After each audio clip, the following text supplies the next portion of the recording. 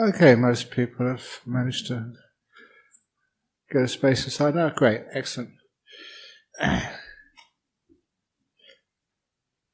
So for those of you who've been coming to this centre for a long time, you may notice that when I give a talk, it is based on Buddhist principles. It is a Buddhist centre, but I usually talk about just how we can improve our lives just by changing our attitudes. Because there's much in our life we have not got the power, the ability to change. But the one thing we can do a lot about is the way we look at life, the way we react to our life. And by seeing things in a different way, so that it lessens our anxiety, our irritation, our pain, and live as happy and more peaceful human beings. And the last couple of talks I was just focusing on just how we can change our attitudes towards perfection and not try so hard to be something you're not and to improve yourselves. Too many people are trying to improve themselves and they're getting all frustrated. Actually, they get worse. The more they try to improve, the worse they get. And then we suddenly learn that, who says we're not good enough? Where did that come from? And so we learn how to be at peace with ourselves.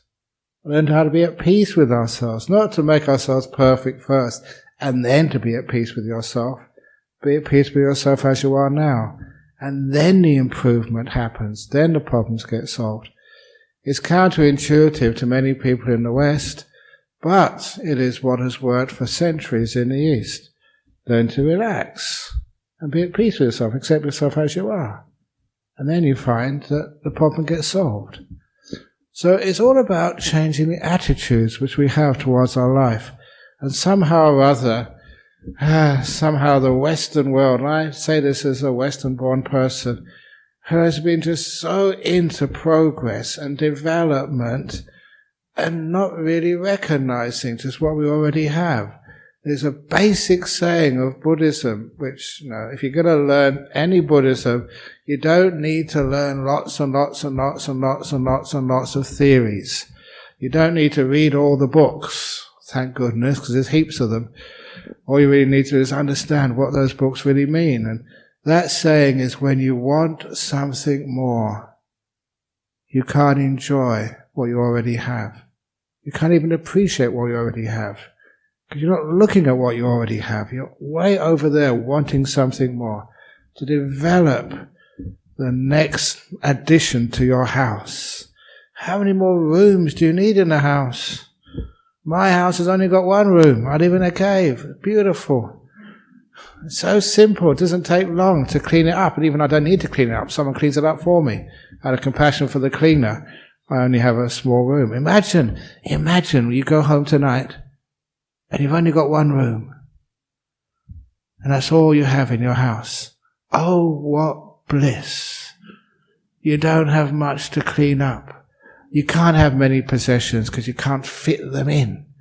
You don't have to spend all your life saving up and paying off the debts to build these huge mansions in which you live. Look at how we live these days. You live in mansions which even kings 100 years ago would not be able to live in. They're so huge and big. Why do we do that? Because it's what everybody else does. And sometimes we need some people to say, what on earth are you doing? Can't you actually look at things in a different way? Small is much more beautiful. And also, I never expected to actually go on this, but those of you who were privileged, were fortunate to be poor when you grew up. You had to share rooms with your brothers, sisters. Sometimes people say they had to share the same bed with 4 or 5 siblings. Yeah, you may not have got much sleep at night, but you sure had a lot of fun together. And you learn how to love one another. It's one of the things which, because I was poor, I spent my whole life in the same room with my brother. Only one bedroom we had to share. We didn't have private bedrooms. And those of you who've seen my brother, we love each other, we get on. Even he was a banker, I was a monk. You couldn't get sort of two more diverse careers than that. But, we respect each other, love each other, to this day. And I often say, well, why was that? Because we had to get on together. And now you give separate rooms to all your kids, huge mansions, which means that we don't learn how to get on together. We don't learn how to love. We don't learn those attitudes of life. So I always think small is incredibly beautiful. It's great for the economy, great for not wasting all the resources, of our planet. Bad for the building industry, bad for the government, bad for the GDP, but really great for human happiness. Small, close together, learning how to get on, because you have to. So changing attitudes like that is part of my life. It's being a bit rebellious, but why not? And one of the biggest attitudes which I wanted to change in my career as a monk is just the way that we look at material stuff being really important. Things are not important. People, relationships are. Doesn't matter how much stuff you have. Look, experiences which I've had as a monk, because as a monk, I really recommend this lifestyle. If you really want to go to interesting places where you people can't go, I can go to these places because I'm a monk. You can go to see royalty, go to see, presidents. I met a couple of presidents, a couple of royalty. And you guys can't, how can you get to be there in those places? And you can as a monk because it's weird. Somehow or other they think because you're religious, you must be really special. Especially if you're in politics, they need all the blessings they can get. Seriously. So that's why they and one of the things which I've noticed, talking to prime ministers and presidents, quite a few of them now, that one of the things which they ask you is they say, help. The problems of the world are just so tough, and they've run out of solutions. Literally, they don't know what to do. And they say, we're open for any suggestions, any new ways of dealing with these things, because it's just hopeless, whether it's economy, terrorism, global warming. Help! And so they're very open to people like myself, spiritual people, trying to give them some new way of looking at things which can cut through the great burdens and problems and obstacles of getting things done. So, seeing that, you get into some very interesting areas of existence, which gives me an opportunity to maybe do some stuff. I say, as a monk, because you do live outside the box, you do think outside the box. I was very happy after the last federal election to I've been saying this for so many years, and somebody actually sent me a copy of the Melbourne Age, where something I've been saying for a long time actually appeared in a lead article about just our democracy. Democracy doesn't work. We all know that. So how can we improve it? Why do we always have to take the same old system and do it again and again and again, knowing it doesn't work? So what I was suggesting, and I was just using a little bit of reason, okay, this comes from the corporate world, but the corporate world isn't all bad. If you hold shares in a company, at their AGM, you have votes proportionate to the number of shares you hold in that company. If you hold 10% of the shares, you get 10% of the vote, which sounds fair. Your investment, your commitment to that organization will determine how many votes you get. That seems very fair. What about our democracy, our governments? Why is it that everyone has one vote each? Even though there are some people who are so old, they're going to die soon. They don't have much of a share in life. But young people, 18-year-olds, their whole life ahead of them. Maybe life expectancy, say 80 maybe, 60 years of life, should they have the same vote as an old person who's on the way out soon? Cannot we apportion a very simple mathematical solution? Can't we apportion the number of votes to your life expectancy? The amount of shares you have in life. Which means young people would have a much, much larger say than the old guys who don't really give that much of a damn about global warming because they're not going to be here to face the consequences. They don't give much, well, they do care. I'm not saying they don't care, but they don't care as much about going to war because they don't have to fight. It's the young people have to fight and take the bullets and die. Wouldn't it be amazing if we could just somehow change the balance so those who have more commitment to this world, more investment, more life expectancy, have more say about how this world and the world they're going to live in is going to be run? That, I think, just that simple thing would change a lot. So I like to seeing things in a different way because this is part of my life. To see things in a different way. And that was the gist of an article which somebody wrote in the Melbourne Age. I don't know if they got it from me, but it just comes up there. People think, it's a stupid idea. But eventually these ideas get some traction and people realize, one of my other great ideas, our education system, kids over here in West Australia have already done the year 12s, how much stress that is. And everybody knows just getting high grades in year 12, which is the pre-university exam, doesn't guarantee you're going to be successful in life. It's just you're good at exams. Look at me. I passed all my exams. I went to Cambridge. And look at me now. I'm broke. I've got no money. I've got a tiny house. I've got no assets, no superannuation. What a waste of time those exams were.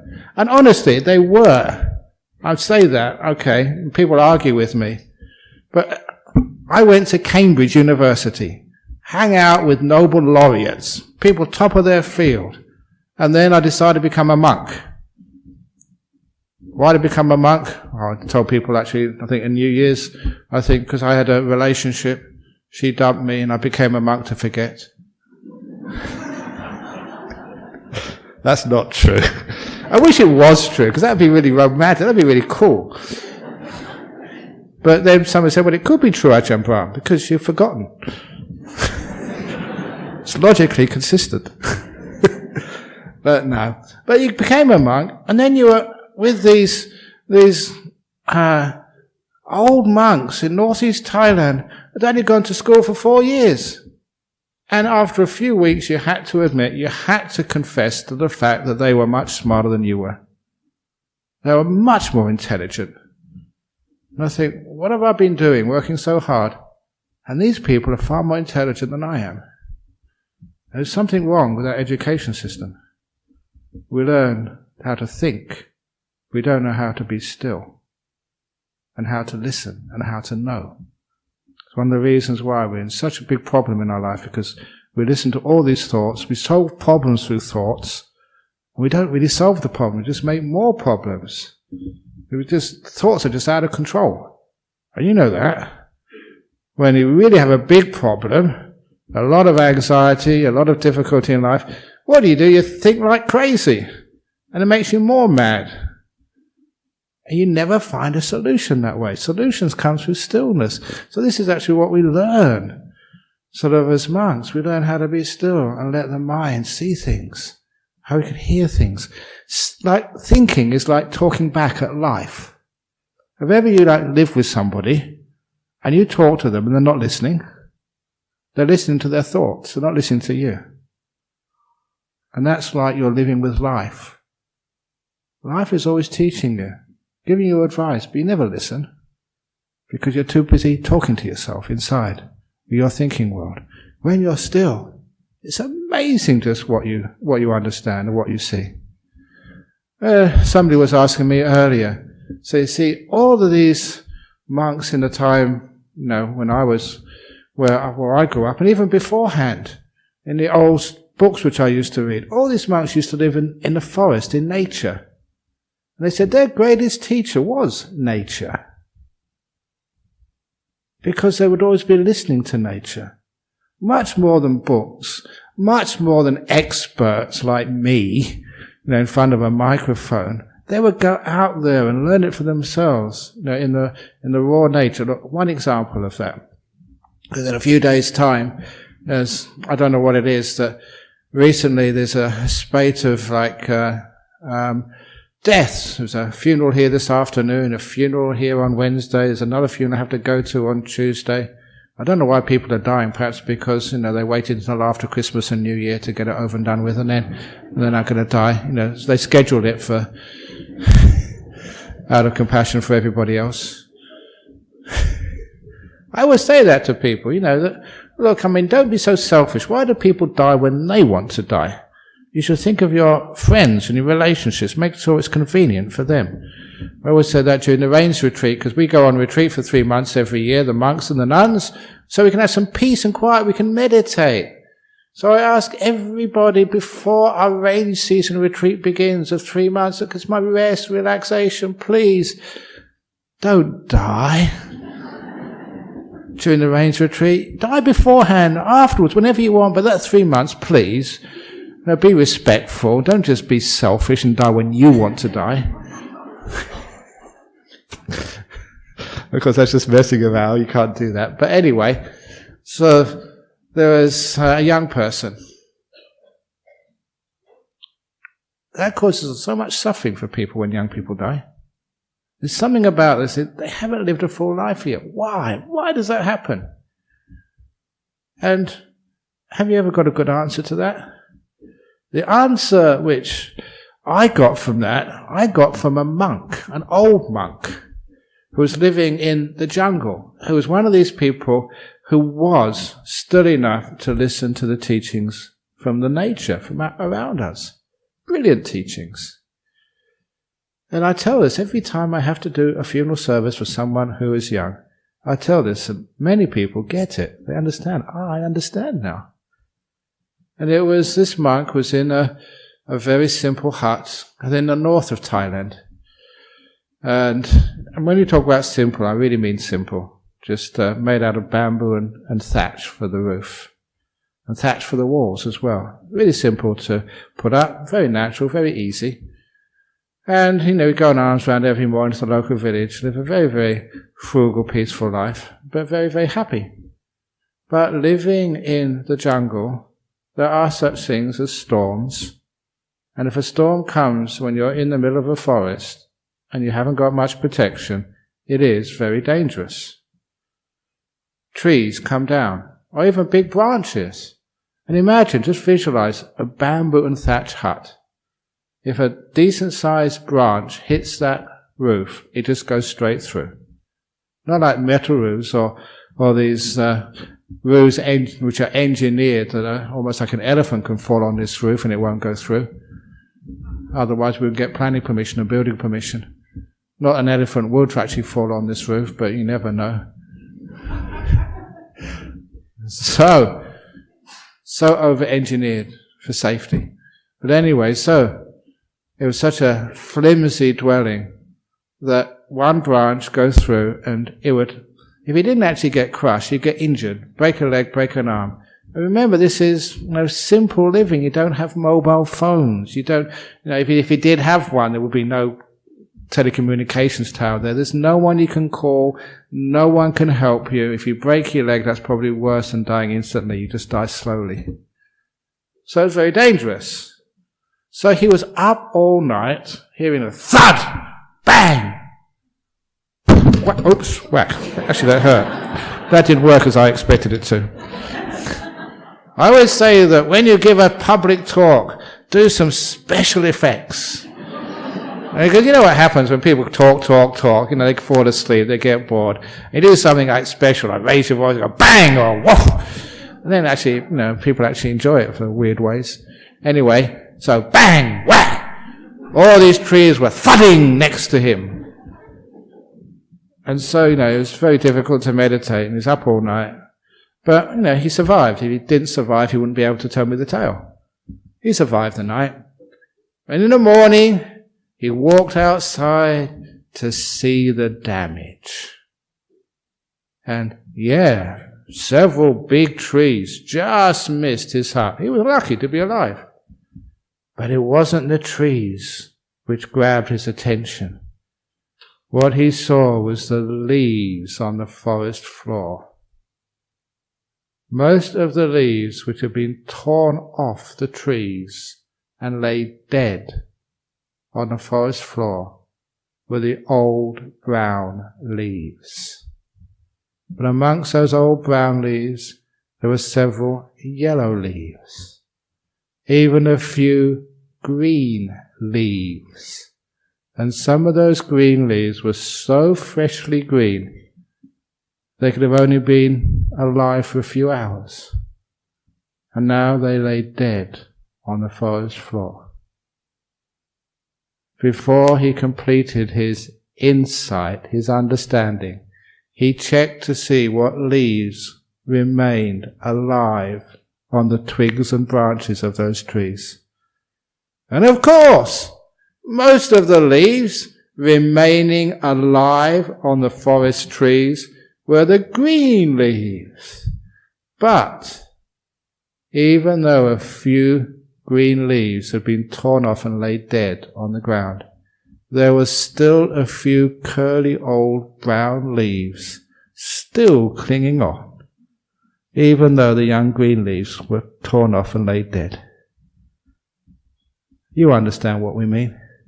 Even though young children die, there are still some of these old people who keep coming to our centre every Friday for years and years and years, still clinging on. You know, the old grandma and grandpa. Why aren't they dead yet? They're all still clinging on when these young people die. And he realized that there was nothing wrong. That's what I always say to them. There's something wrong. It can't be right. Why are old people still alive and young people die? It can't be right. But then he saw it was right. It was the nature of life and death. It's the nature of a storm which goes through a forest to mostly take the old leaves. But it always leaves a few old leaves. It always takes a few young green leaves as well. Nothing is wrong. Welcome to life. That's the law of life in which we live. Diseases, accidents, whatever happens, mostly takes the old people first. But a few young people, and a few very young people, a few children as well. That's our life. The nice thing about that little story also, not only is it true, it's a reflection from nature which we understand when we are still. We can actually see then, we can actually get the connections. As in nature, as in our life. We're not apart from nature, we're part of nature. And from that we can also have a lot of other really great understandings. The main thing I wanted to talk about tonight, which I got on to maybe just almost halfway through the talk already, is actually just, well, young people die, 3 deaths recently, and just, well, what happens afterwards when a person dies? And ever since I was really small, I had no problem in accepting the idea of a reincarnation. One of the reasons why it's got even firmer as a truth is by understanding the nature of the mind. We learn what this mind actually is. We have become such a materialistic society in so many ways that even things like love and kindness, even joy, we think is just something which is a byproduct of a brain. Just to be able to get some happiness and joy by taking some physical stuff, like a drug. And people just sometimes don't believe. When they come to see monks, especially or nuns, we are pretty happy people. And sometimes they come and see and say, well, what drugs are you taking, monks? That happened to me so many times. One time, I was visiting a prison in UK. we spend a lot of time in prisons as monks. I often tell people, visiting prisons, I always would keep a log of how many hours and minutes I spent doing community work in prison, to be used as credit in case I ever got sentenced for something. Well, look, I've already done about the equivalent of about 2 or 3 months. You should take that off. But anyway, I was inside this jail because it was a ceremony. Somebody has sweet-talked the British government into putting a Buddha statue in the middle of an open prison. A big one. And it's very easy for people to sponsor a Buddha statue, especially inside a prison. Wow, that's amazing. And so we did an installation ceremony. And for those of you who ever come and see some of the Buddhist rituals, one of the favourite ones is actually we go around 3 times. Flowers, candles and incense, we bow around. It's like an act of worship, reverence. It's interesting that where this comes from, we don't know, but they also do that in Mecca when they go around whatever it's called, the Kaaba. Always go 3 times round, wearing white. There's incredible similarities between our different traditions. Where they came from, I don't know, but that's Buddhist. Anyhow, there we were going round 3 times, and I was inspired, I was happy. Amazing, something good being done in a prison, not just locking people up and reinforcing how guilty they should feel. But no, just something which is inspiring.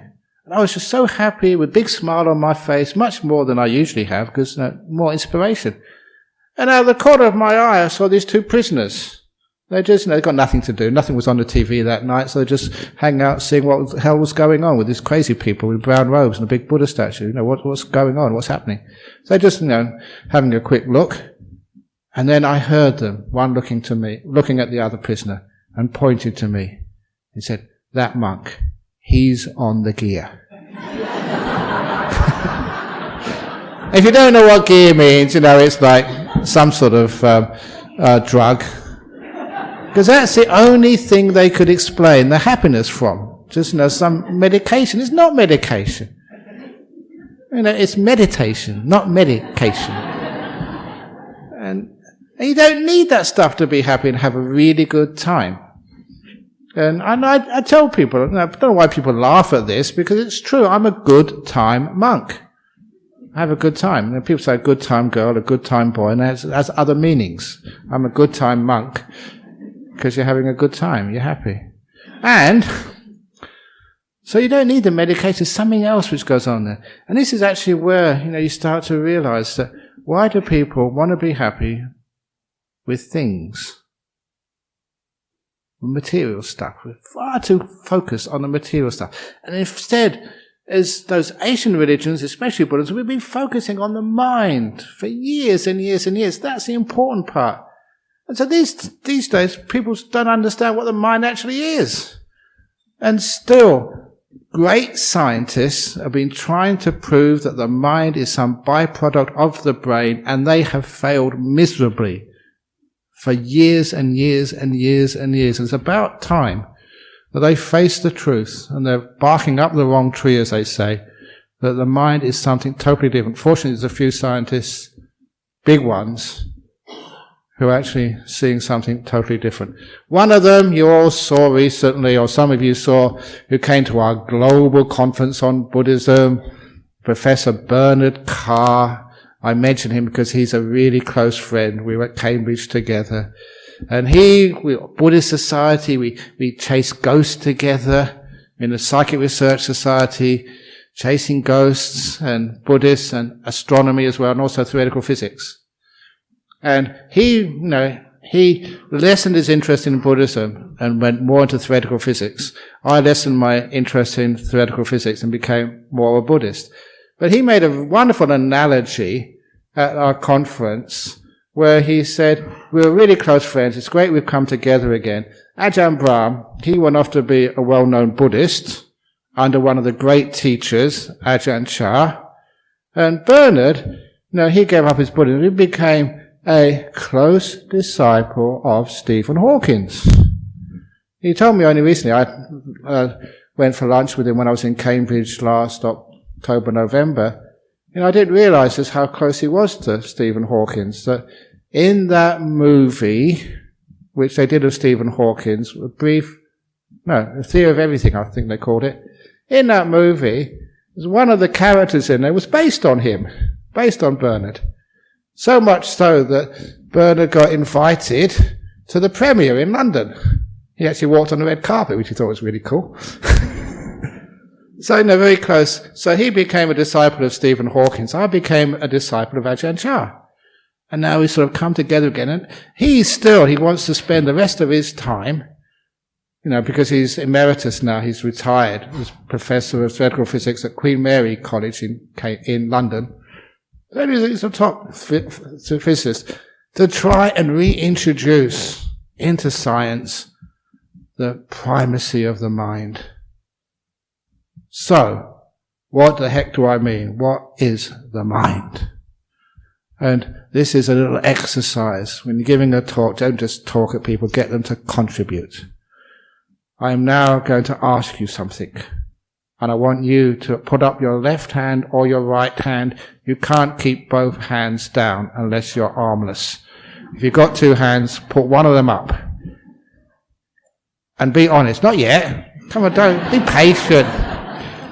If you are happy, more happy than sad, having a reasonably good time, put up your right hand. If you're more miserable, put up your left hand. Okay? Put up your hand. Doesn't matter which one it is. Keep it up. Those people who've got the right hand up, you're happy. Now please point to the happiness for me. Locate it for me. Where is it? Where is it? Point to it. You're all pointed to different places. How come? Your head? Is your head happy? Now you can put it down. This is an exercise because it's so hard to locate happiness. You're not imagining it.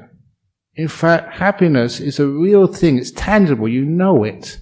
You experience it many times. Different forms, but it's real. Where is it? Next time you're angry. Where is anger? Where is it? Is it in your head? Is it in your tummy? Where is it? The point is that we can't locate these things because these are things which exist in the mind. Just like you locate or define, like a garden. What is a garden? A garden is where you find trees and flowers and lawns. A garden is defined by what exists in it. So if you want to know what the mind is where love, kindness, happiness, anger, anxiety, fear, hope, peace, where all of those flowers and weeds live. That's what defines the mind. So it gives you an understanding of what that mind actually is. It takes it away from being some philosophical, superstitious, what actually is it? Where you find those things, those qualities, that is where the mind is. And you will soon figure out it does not live in physical space. It doesn't live in your brain or in your body here. Now, to prove that again, one of Bernard's and my common friends is actually the house where we had lunch together a few weeks ago. There's a guy called Jeff, and one of my other friends from Cambridge, had a lot of time together. I know that when my friend Bernard came here, I think Cecilia, who was here just a few hours ago, she asked him in public, okay, you were a close friend of Ajahn Brahm, tell us all the dirt. What did he really get up to as a student? What was the naughtiest thing he did? Come on, let us know. Now, Bernard doesn't know much, but my friend Jeff does know a lot, so that's why I've never invited him over here. I was just a student like everybody else, did really stupid things. But fortunately, I didn't get caught. But anyway, his daughter, Pascal, she came, she's married and now got a kid. She came and saw me just in October as well. And when she was at grade 1 primary school, that was when the teacher asked her a question. This is a brilliant story. In philosophy, this is actually where you start with a story, a logical sequence which you end up in a place you never expected to end up. And it changes the way you look at life. And this came from a 5-year-old kid who later on went to do postgraduate research in Oxford in biochemistry. So she's obviously just a really gifted kid. But at 5 years of age, her teacher, grade 1 at school, asked a question. What is the biggest thing in the world? That was the question. And one kid put a hand up. He wrote to me about this, and this is actually what happened. My daddy, a 5-year-old kid. You know, for a 5-year-old kid, daddy is huge. And some other kids say, no, miss, an elephant. They've just been to the zoo. Elephant's much bigger than anybody's daddy. No, miss, a mountain is much bigger than an elephant. Actually, you're getting somewhere. This is the whole point of the exercise, getting the kids to actually to think and to imagine and to know more. And then Pascal put her hand up and said, no, miss, my eye is the biggest thing in the world. And at that, even the teacher didn't understand what the heck she meant. What do you mean, your eye? And then this 5-year-old genius said, well, miss, my eye can see her daddy. My eye can see an elephant and a mountain and so much more. If all of that can fit into my eye must be the biggest thing in the world. That is genius. It's genius because it sees things in a different perspective than other people think. And you can't fault it. It's just seeing things from a different angle. And now you know what's the biggest thing. Your eye. Because everything you see can fit into it. It's huge. But I wrote back immediately and said 9 out of 10, but not 10 out of 10. Because your mind can see everything your eye can see. And many other stuff you can't see with your eye. Imaginary things. Flying pigs. Striped elephants. You can imagine all of that sort of stuff. You'll never see that. And your mind can also hear stuff. Real and imaginary sounds. It can smell, it can know tastes, it can feel feelings in the body, even like phantom limbs sometimes. Real and imaginary sensations. It's also got its own area. You know, the love, the kindness, the fear. In fact, I argued, everything you can ever experience and know in life can fit into your mind. So, your mind is the biggest thing. Not in the world, because you can know the world, and that can fit into your mind. Your mind is even bigger than the world. Now that is a logical argument which I've never had any philosopher manage to tear apart and deny. It's just looking at life in a different perspective and coming up with an incredible answer about how huge and powerful your human mind is. Which is why people continue to report to me weird and strange things. Mind games and stuff. Now, you know, I told a story a long time ago and people said, yeah, that's true, but they didn't actually believe it. But no, I heard it from the source, and the source swore to me. I asked him again and again. Yes, it happened. The guy who was an anagarika for 1 year at Serpentine Monastery went over to Germany to complete his degree. First day at a university campus, he walked past the ATM machine. This is a great story, and you may actually get some benefit from this if you understand it and practice it properly. So he walked past the ATM machine, and he said the ATM machine emitted a sound. He called it a gurgling type sound. Very difficult to define, but it made a sound just as he passed by. And he took that as a welcome from the ATM machine to the campus.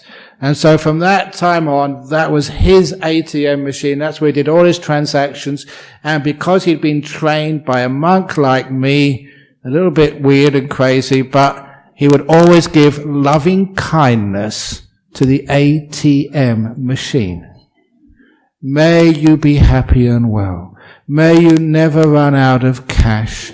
May your clients never hit you and swear at you when they find they've got no balance. May no robbers never tear you out of a wall with a four-wheel drive or blow you up trying to get the cash. May you live at peace and happy. That sort of stuff. He talked to the ATM, regarded it as a person or a being with consciousness, was always kind to it. And he swore to me, this actually happened. Having his lunch one afternoon on a bench, maybe about 5 or 10 meters away from the ATM. No one had gone close to that ATM machine for about 20 minutes. He was there, he saw it. No one had gone close to it. And he was sitting there having his lunch, and he heard the gurgling sound again. The machine gurgled at him.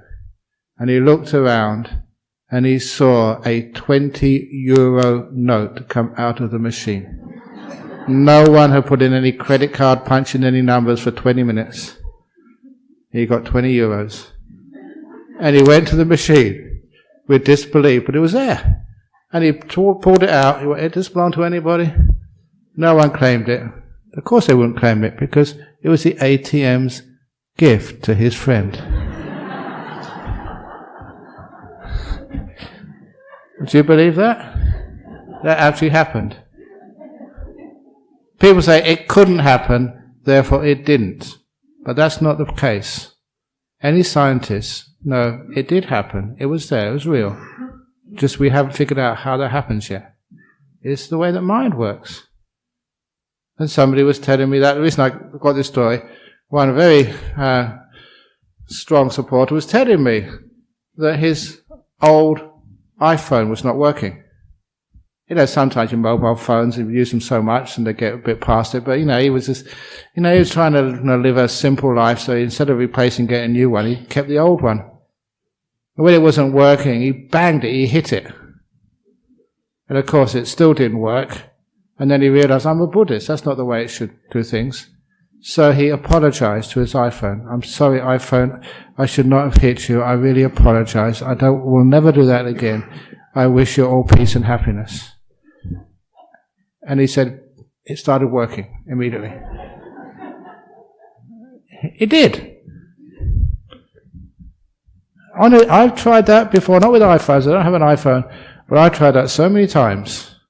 Even, I saw her earlier, Ronnie, is she here, Veronica? She's over that man the back somewhere. They were trying to open their car. I came back from a ceremony, and I was just walking down the road here on a Saturday afternoon, and the Kalyana Middle group, they were about to go out, kite surfing, doing something weird. And anyway, the boot of their car was locked tight, and they could not open it. And they were trying for about 20 minutes. Oh, over there you are. How long were you trying to open up that car before I came along? Only 5 or 10 minutes, yeah. How many people tried? Only 2 of us. But you couldn't do it? Yeah, there we go. Let's open it, okay. So I came along, and they said, "Ajahn Brahm, please could you use your powers to open the car?"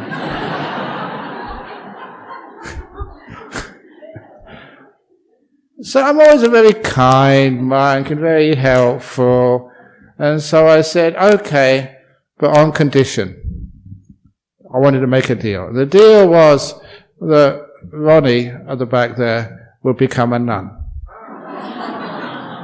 And she said yes, never ever imagining I could do it. But of course, that's what you do. You give it loving kindness. Nice car. That was what I did.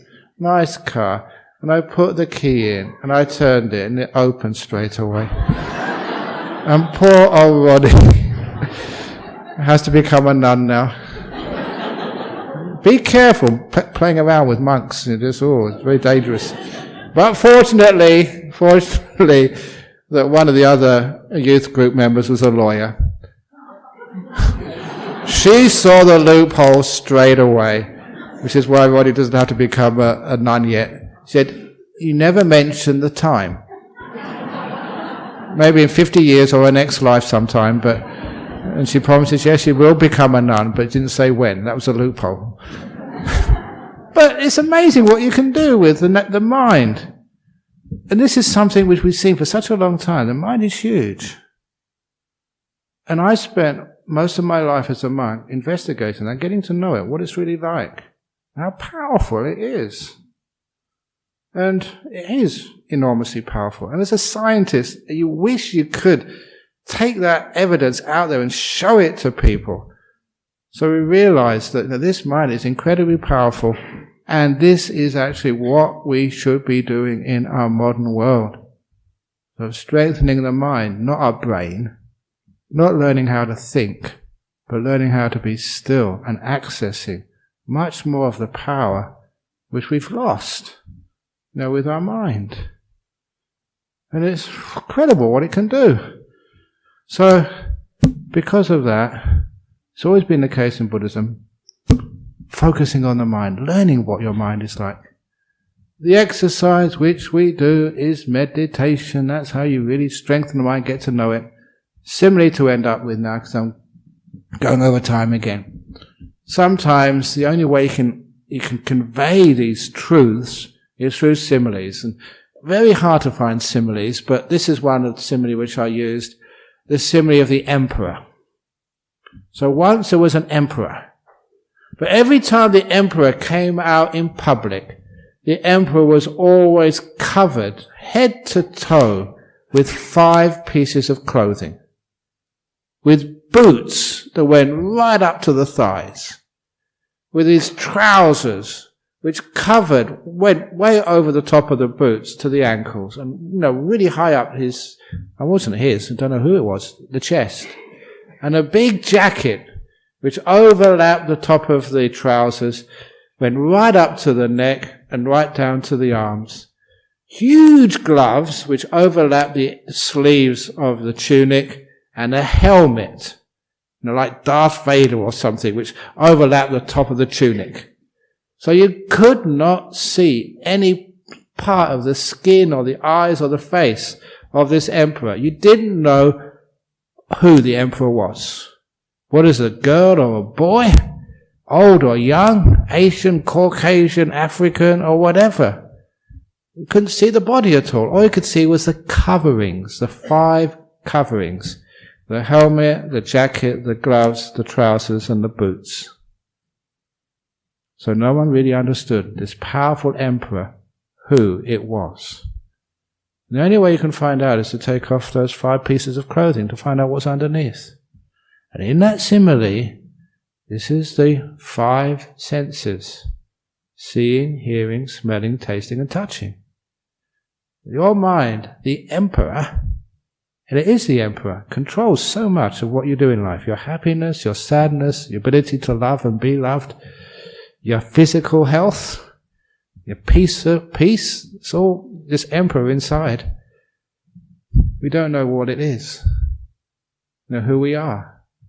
So, we take off those 5 pieces of clothing: seeing, hearing, smelling, tasting, and touch.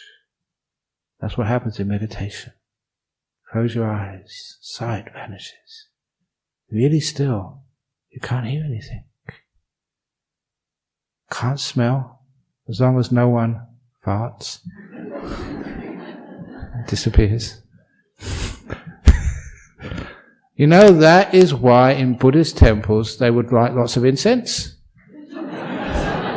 Just in case. Master smell. There's always reasons for this.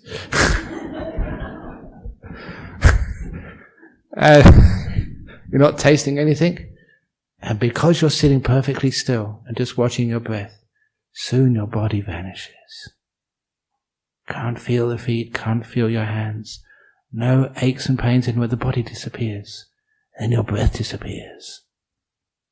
Then you go the last of those 5 senses has vanished, and the only thing left is your mind, the 6th sense. That's what happens in meditation. That's what you're doing this for. You carry on like this, and soon everything on those 5 senses vanishes. Your girliness, your Sri Lankanness, your Englishness, that's all outside in the body. Being old, being young, that's body stuff. When all that vanishes, you find out who this emperor is inside, for yourself.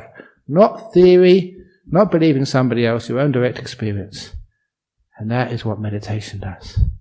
You find out, what is this mind? And it will blow. Actually, how can knowing the mind blow your mind? But you know what blowing the mind means. It just really amaze you, just how powerful is this mind. That's what the monks and nuns do. Spend so much time, then the body vanish and disappear.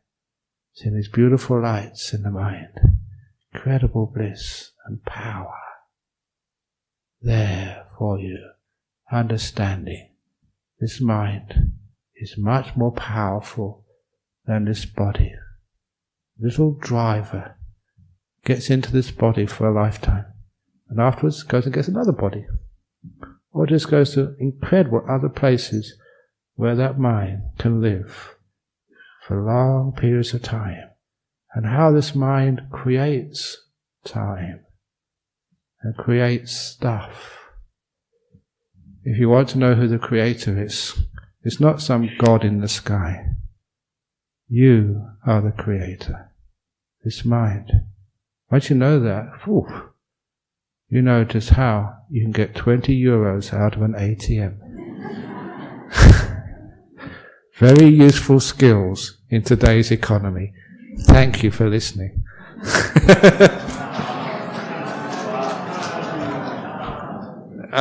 Very good. Okay, let's get some of the questions, especially from, overseas. Here we go.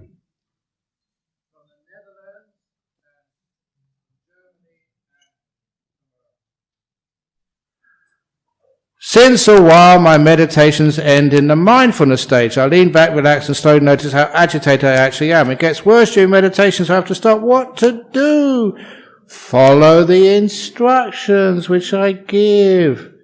So if you start by especially paying attention to the peaceometer, then you'll find when the peaceometer gets more and more still, then you're actually looking at what's really important, so you de-agitate yourself. So sometimes it's because the mindfulness is not put in the right place. You're not really seeing what the problem is. And if you put the mind on the peaceometer, as I mentioned here, it'll probably be solved. Next question, letting go. Are these 2 words overused these days? People seem to be careless users for anything they cannot get or do not want to put effort into. Exactly. You go to work, and instead of people saying you're fired or we sack you, they say we have to let you go.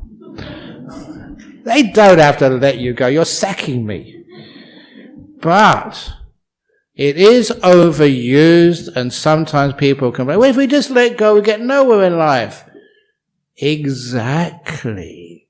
There is a time for letting go and a time for doing stuff. So, if you need to go to the toilet, do not let go in this room. You put effort to get to the toilet first, and then you let go. Do not let go when you're riding on the back of a motorbike going home. Cling and be attached. So letting go is a skill which we use when it's appropriate. When there's nothing to do, then we let it be. When there's something to do, we put effort in.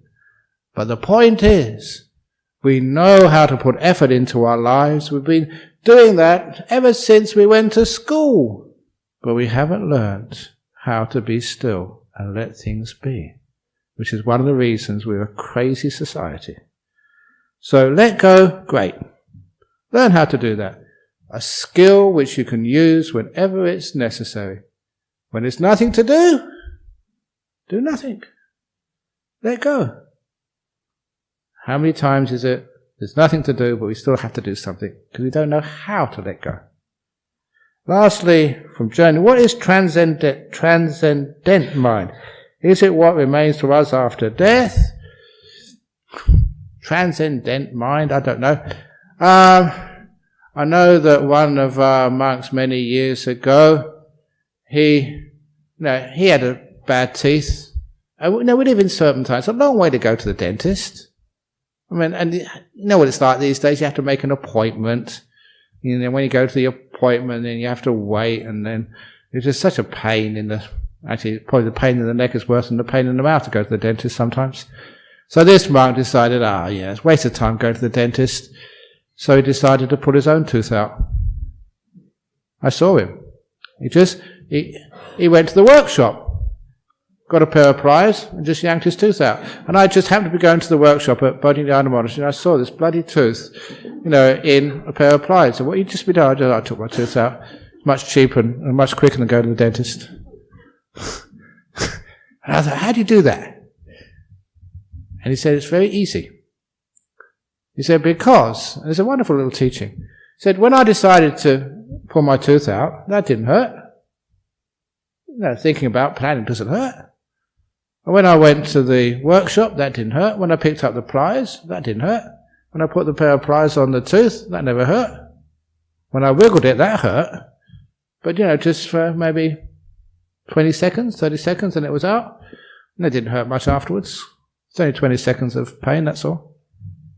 But if that was you, even before you'd even picked up the pliers, it would hurt like hell. You see what pain is? Anticipation. He trained himself not to anticipate, being in the present moment, so there's only 10 seconds of pain. So that is what we call how to transcendental meditation. And that's enough for tonight. Thank you so much. Okay, let's pay respects to Buddha Dhamma Sangha. I apologise for that, but those of you who know me know what to expect.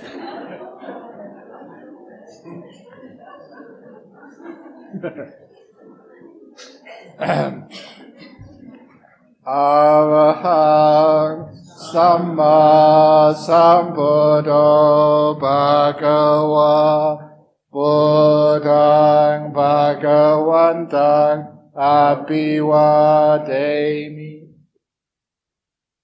Sawakato Bhagavata Dhammo Dhammang Namasami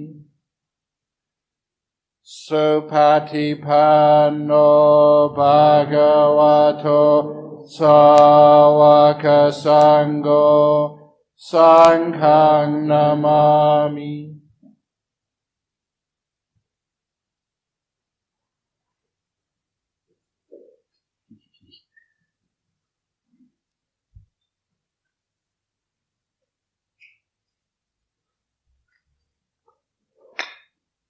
Very good. I enjoyed that. Yeah, Ajahn Brahm, do you know when Sadhu's ordination is? Wednesday. This Wednesday? Yeah. Yeah, 11. 11 for the first. Hi.